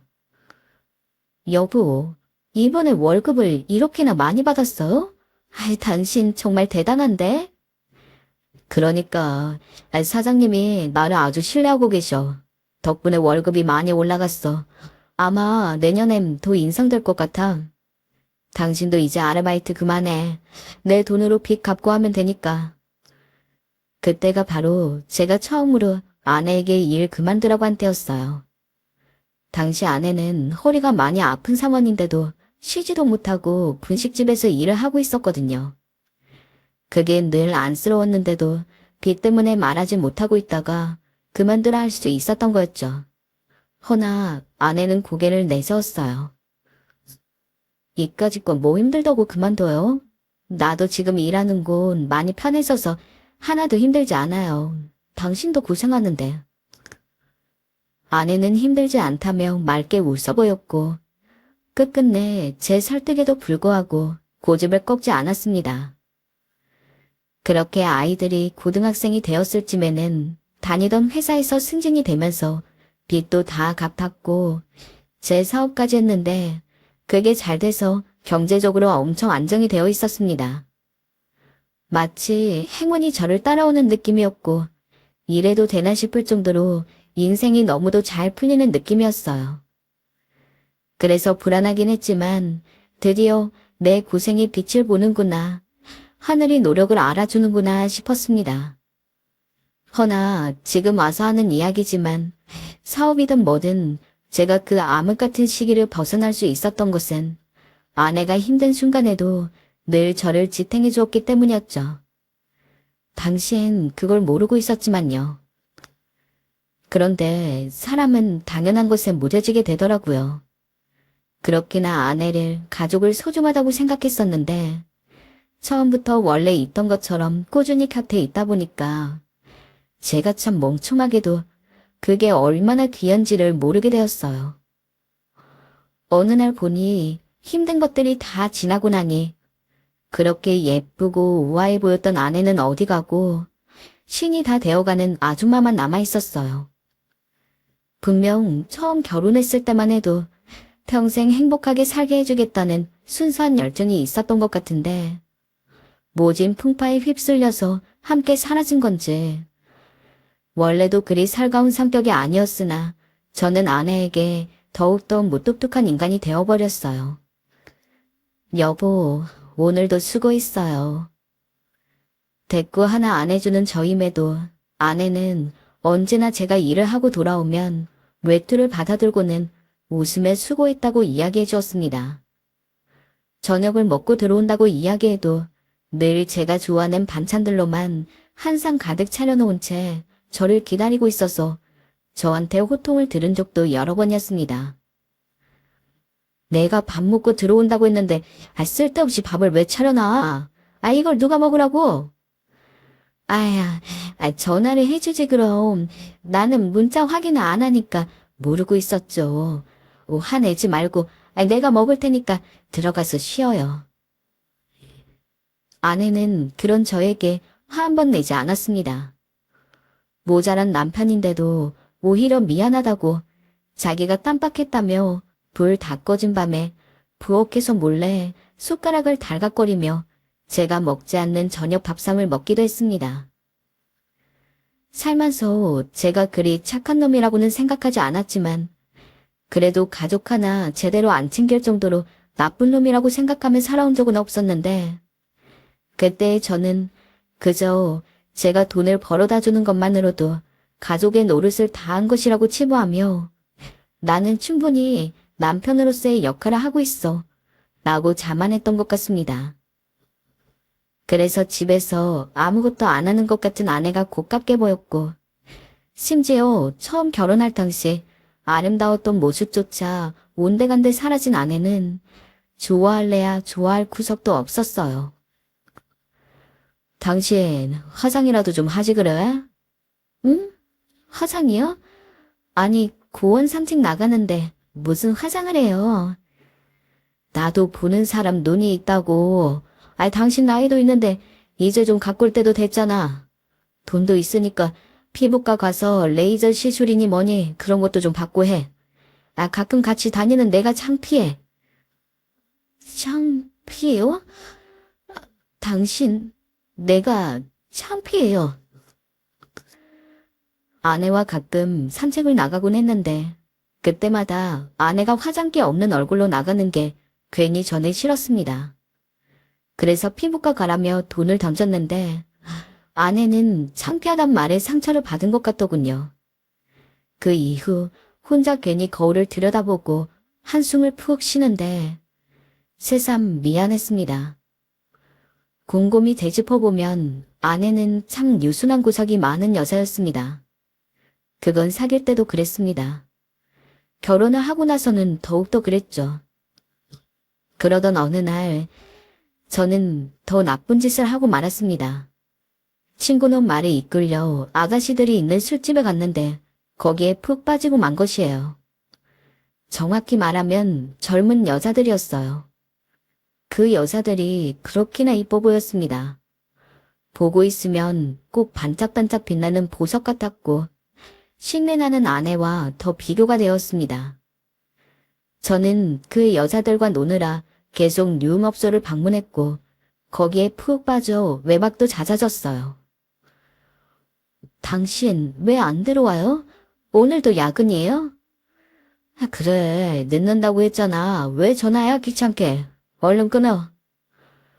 요즘 왜 이리 야근이 잦은 거예요? 당신 뭐 나한테 숨기는 거라도 있어요? 그럼 내가 바람이라도 핀단 거야 뭐야? 당신 날 그렇게 못 믿어서 어떻게 살아? 미안해요. 알겠어요. 아무튼 내일은 야근하지 말아요. 내 생일이니까 꼭 일찍 들어와야 해요. 알겠어. 이래 하니까 이제 끊어. 아내는 낌새를 눈치챈 것 같았지만 저는 들키지 않기 위해 버럭 화를 내며 전화 끊었습니다. 그리고 생일날 어떻게 되었냐고요? 저는 참석하지 않았고 아이들에게서 오는 전화도 문자도 다 모른 채 젊은 여자들과 놀기 바빴어요. 그렇게 술을 진탕 마시고 유흥에 빠져있는 삶은 거의 중독 수준이었습니다. 당신, 나랑 약속했잖아요. 왜 늦은 거예요? 아, 일이 바쁜 걸 어떡해. 애한테 용돈 줬으니 그걸로 됐지 뭐. 아, 그리고 애도 컸으면 이제 가족 말고 친구랑 보내고 싶지. 우리랑 보내고 싶겠어? 아, 괜히 애 붙잡지 마. 아? 돈이 다예요? 진영이 계속 당신 기다렸다고요. 아, 됐어요. 사과하든 말든 마음대로 해요. 집이 안정되고 난 후 아내가 제게 화낸 건 몇 없는 일이었지만 자식 생일에 빠지자 냉기가 흘렀고 집 분위기는 그야말로 서늘해졌어요. 그러니 이상하게 집에 들어오기가 더 싫어지더라고요. 형님, 오늘도 가셔야죠. 에이, 설마 형수님 때문에 망설이시는 거 아니죠? 아침에 돈 대주고 했으면 됐죠. 얼른 가서 놉시다. 저는 그렇게 다시 악마의 꼬임에 넘어가 유흥업소에 갔고 젊은 아가씨의 술을 받으며 해벌쭉 웃었습니다. 하지만 기어이 아내가 제 주머니에서 업소 아가씨의 립스틱을 발견했을 땐 그야말로 발칵 뒤집어졌습니다. 티내지 않으려 했지만 제 얼굴에선 이미 당황스러움이 드러나 있었고 아내 역시 이게 뭐냐며 놀란 얼굴을 감추지 못했죠. 아니, 어떻게 이럴 수가 있어? 내가 당신한테 지금까지 어떻게 했는데, 어떻게, 우리가 어떤 부부인데? 아내는 바닥을 뒹굴며 오열을 했고, 나중엔 장모님까지 와 제게 사실을 말하라 했건만, 저는 꿋꿋이 거짓말을 했습니다. 장모님, 아닙니다. 그냥 한번 어쩔 수 없이 간 거예요. 거래처 대접하느라 간 거라고요. 일하다 보면 그럴 수 있어요. 이 사람이 조금 예민하게 받아들이는 것 같습니다. 당신, 우리 엄마한테도 계속 거짓말할 거야. 그만둬. 거짓말이 아니야. 정말 답답해서. 그 후 저는 정말로 아내에게 미안하기도 하고 제 자신이 쓰레기처럼 느껴져서 유흥업소에 가지 않았고 매일 꼬박꼬박 집에 들어왔지만 아내는 언젠가부터 모든 삶의 의욕을 잃은 사람처럼 우울한 얼굴로 벽만 쳐다보고 있었죠. 어떨 때는 마치 넋이 나간 사람 같았습니다. 급기야 정신과에 가보라고 제가 말할 정도였지만 상처가 너무 깊었는지 아내는 고개를 내저으며 그저 자신이 기르는 화초만을 쳐다보았어요. 그즈음에는 자식과도 얘기를 잘 하지 않았는데 자식들조차 걱정이 되었는지 물었습니다. 아버지, 엄마 정말 괜찮은 거 맞죠? 나도 잘 모르겠다. 너희들이 한번 얘기해보아라. 제가 할 수 있는 말은 딱 그것뿐이었어요. 그러던 어느 날 아내가 딱 한 번 명절 때 저에게 이런 부탁을 했어요. 이번 명절은 친정에 먼저 가고 싶어. 당신은 같이 안 와도 되니까 연휴 하루만 친정에서 보내고 바로 당신 따라갈게. 저희 부모님이 옛날 분이기는 하셨지만 그래도 명절 때 무조건 며느리는 시댁에 먼저 와야 한다고 주장하시는 분들이 아니었습니다. 게다가 지금껏 명절마다 아내는 무조건 연휴 첫날과 명절 당일은 저희 집에 있었고 마지막 연휴 날에만 친정에 들리고는 했었기에 저런 제안을 하는 것도 저 때가 처음이었습니다. 굳이 안 들어줄 이유도 없는 부탁이었는데 저는 아내가 그런 이야기를 한다는 것 자체가 괜히 싫었습니다. 지금까지 우리 집 먼저 잘 망가놓고 왜 갑자기 그래? 그냥 원래 하던 대로 해. 이번 한 번이면 돼. 명절 당일에 늦지 않게 바로 갈게. 보통 제가 안 된다고 한 번 이야기하면 아내는 군말 없이 제 말을 따르는 편이었는데 이상하게도 그때 아내는 유독 고집이 셌습니다. 그때서라도 그냥 알겠다고 하고 다녀오라고 하면 될 것을 저까지 고집을 부리는 바람에 저희는 한바탕 크게 싸웠죠. 그리고 결국 아내는 저와 아무런 이야기 없이 혼자 친정으로 훌쩍 떠났습니다. 아빠가 너무 심했어요. 아이들까지 저를 타박할 정도였지만 저는 명절 때도 결국 내내 대면대면하게 굴었고 명절이 끝난 뒤에도 말 한마디 나누려 하지 않았어요. 내심 제가 이렇게 있어도 언젠가는 아내가 저에게 먼저 말을 걸어줄 것이라고 믿었던 것 같습니다. 그리고 딱 일주일이 지나고 아내는 제 믿음대로 저를 불렀습니다. 여보, 나 암 말기래. 그 내용은 저조차도 생각지 못한 것이었지만요. 가까이 사는 가족, 그것도 결혼한 상대방이 시한부의 삶이라는 이야기를 듣게 된다면 어떤 기분이 들 것 같으신가요? 딱히 그럴 일이 있을 거라고 생각해 본 적은 없었지만 만일 그런 일이 생기게 된다면 뭔가 너무 슬퍼서 눈물이 나올 것 같다고 생각했던 것 같습니다. 하지만 놀라울 정도로 눈물 한 방울 나오지 않았습니다. 슬프지도 화가 나지도 않았습니다.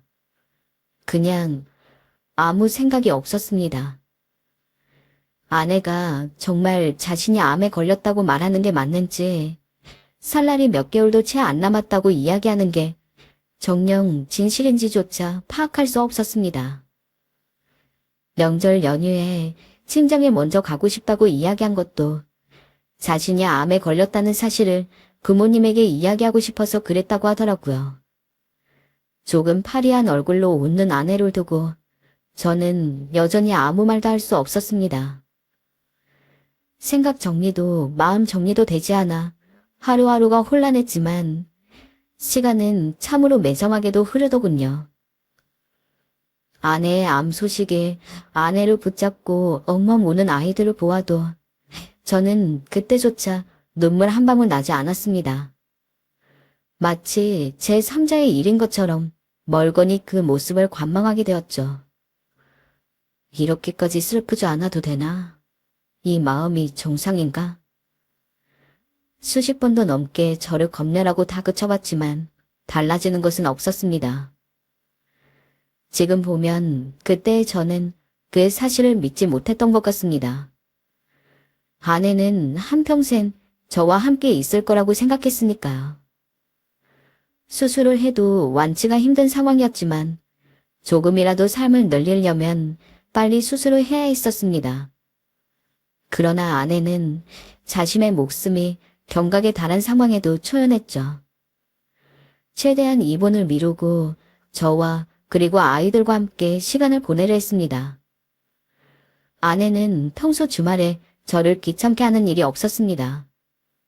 그런데 어느 날은 정말 마지막이라고 생각해서 그런지 저에게 그러더군요. 당신이랑 집 근처 공원을 돌아보고 싶어. 그 말에 저는 아무런 대꾸 없이 겉옷을 챙겨 들고 아내와 함께 집 밖을 나왔습니다. 여름을 앞둔 봄이었던지라 햇살은 따뜻했고 미지근하지만 청량한 바람이 부는 시기였습니다. 아내와 그렇게 데이트 같은 행동을 한 것은 결혼하고 정말 오랜만이었습니다. 어쩐지 어색해서 조금 거리를 두고 걷다가 아내 얼굴을 힐끔 보는데 여기저기 돌아보며 웃는 얼굴이 꼭 처음 아내와 사귀었던 그 순간을 떠올리게 만들었습니다. 그때 문득 그런 생각을 하게 되더군요. 내가 너무 중요한 것을 잊고 있던 것은 아닐까 하는. 그 이후로 아내가 입원하기까지 딱 3번. 저는 아내의 요구에 따라 아내와 함께 산책을 나갔습니다. 간지럽게 손을 잡거나 뽀뽀를 하거나 했던 것도 아닙니다. 심지어는 대화다운 대화를 나누지도 않았습니다. 아내가 말을 하는 순간은 저에게 산책을 가자고 제의할 때와 집에 돌아와서는 함께 나가줘서 고마워요 라고 할 때뿐이었습니다. 아마 아내는 크게 무리하고 있었을 겁니다. 많이 아팠을 텐데도 저와 아이들과 시간을 보내기 위해서 병원에 가지 않았겠죠. 입원을 한 시기를 기점으로 아내는 하루가 다르게 메말라갔습니다. 저조차도 마음이 덜컥 내려앉을 정도로 변해가는 아내의 모습에 저는 쉬이 잠을 이룰 수가 없었습니다. 여보, 잠은 푹 자. 당신 눈밑이 까맣네. 밥도 잘 챙겨 먹고. 당신이 애들 아빠니까 애들 힘들거나 그럴 때 있으면 꼭 힘이 되어주어야 해. 알았지? 결혼 후 거의 처음으로 들어보는 것이나 다름없는 아내의 잔소리. 그런 말을 하면서도 아내는 한없이 걱정된다는 표정으로 저를 쳐다보았습니다. 저는 그게 너무 낯설더라고요. 아직 이렇게 내 눈앞에 살아있는데 벌써부터 자신이 없을 나날들을 대비하고 있는 아내가, 그리고 그의 모습을 은연중에 받아들이고 있는 내가 참으로 무서웠습니다. 그때서야 조금 실감이 난 것 같습니다. 이제 아내는 제 곁에 없을 거라는 것을요. 미안해. 미안해, 여보. 저도 모르게 미안하다는 이야기가 터져나왔습니다. 그동안 아내를 그렇게 박점하게 대하면서도 한 번도 미안하다는 생각을 해본 적이 없었는데, 마지막을 앞두고 갑자기 개가천선이라도 하게 된 건지 뭔지 가슴이 아파 견딜 수 없을 정도로 미안하다는 감정이 들끓었습니다. 주름진 아내 손을 꼭 잡고 두서없이 미안하다고 이야기하며 애처럼 울었습니다. 그때의 아내가 어떤 표정을 하고 있었는지는 모르겠습니다. 다만 아내는 자신의 손을 잡고 있는 제 손을 다른 한 손으로 찬찬히 토닥이기만 하였습니다. 마치 다 괜찮다는 것처럼. 참 신기하게도 바로 다음 날 아내는 조용히 숨을 거두었습니다. 가기 전까지 잘해준 것 하나 없는 남편을 용서하고 아내는 떠났습니다. 참으로 미련하고 멍청한 아내는 통장 5개에 제가 벌어다 준 월급, 참으로 미련하고 멍청한 아내는 통장 5개에 제가 벌어다 준 월급, 본인이 일하면서 번 돈으로 생활비를 쓰면서도 남은 돈을 쪼개가며 저금하고 있었습니다. 평생 비싼 옷은커녕 5,000원짜리 늘어진 티셔츠나 입고 미용실 가는 돈도 아깝다며 집에서 직접 자르면서 한 푼, 두 푼 모은 돈을 소중하게 보관하고 있었습니다. 딱히 오래 살고 싶은 생각은 없었습니다. 아내가 세상을 떠나고 나서야 제 곁에 언제나 가만히 버팀목이 되어준 아내가 얼마나 소중한지 알았으니까요. 저는 아내가 참 미련하다고 생각했는데 미련한 것은 저였습니다. 아내와 함께 산 30여 년의 세월보다 아내가 없이 산 이 3년을 더욱 그리워하고 사랑하며 살았으니까요. 하루빨리 아내 곁으로 가고 싶다고 생각하며 살아서인지 얼마 전 아들 손에 이끌려 억지로 받아본 검진에서 말기 암이라는 진단을 받았습니다. 벌인지 축복인지 모르겠습니다. 일단 제게는 축복임이 맞는 것 같습니다. 아내를 보러 갈 수 있을 테니까요. 여러분, 주위를 둘러보세요. 분명 소중했는데 언젠가부터 그 소중함이 익숙함으로 변한 사람이 있지 않나요? 만약 그렇다면 여러분은 아직 늦지 않은 겁니다. 저처럼 후회할 일을 겪지 않아도 된다는 이야기입니다. 여러분의 곁에 한결같이 있는 그 사람을 그 무엇보다도 소중하게 여겨주세요. 사랑한다고 이야기하고 좋아한다고 이야기하세요. 때로는 너무 익숙하다고 느껴진다고 할지라도 바로 몇 시간 뒤에라도 영영 볼 수 없는 사람이 될 수 있음을 잊지 마세요. 우리는 한없이 사랑하며 살기에도 시간이 부족하니까요. 오.